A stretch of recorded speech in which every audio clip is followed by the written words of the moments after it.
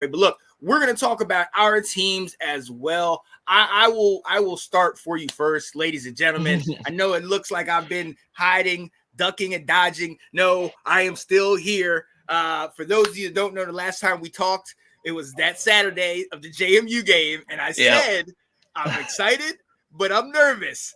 I didn't expect to get put 70 on. Okay, that what? Oh my God! So shout out to JMU, and I will say this: JMU then put up 63 on Ball State the following week. So whatever they're doing, just like South Alabama those 2 weeks, whatever they're doing is working. But I do want to shout out our guys, man. I got to shout out Omarion Hampton.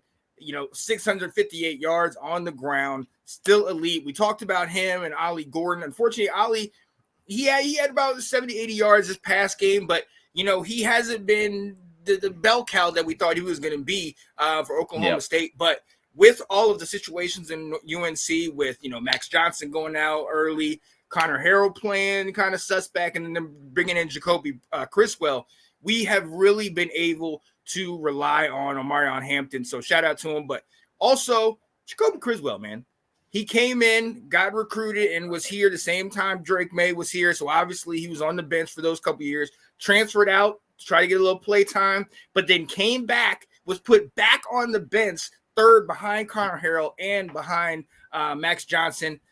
For whatever way, shape, or form, he was able to get back in there. I think in the middle, the end of the Charlotte game, played good. And what gets lost in that 70-50 ball game against JMU is the performance that he had. He kept us together. You talk about poise. You talk about not cracking in that pressure.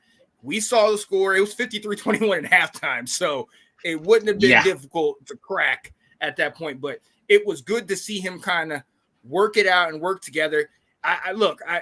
Going down the line, I didn't expect us to lose this one to Duke. We were up 20-0 at halftime. That was a shocker. There's a lot of questions that definitely need to be asked going down. We got Georgia Tech, UVA, an FSU team that I'm no longer scared about, Wake Forest, BC, and NC State down the line. So, again, ACC schedule, favorable schedule, but you got to put some wins together.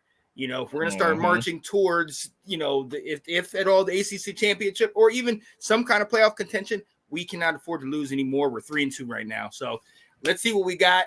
Pittsburgh's another one that's on the way actually this weekend, and they're undefeated. So could be a big win for us, man. So we'll see what happens.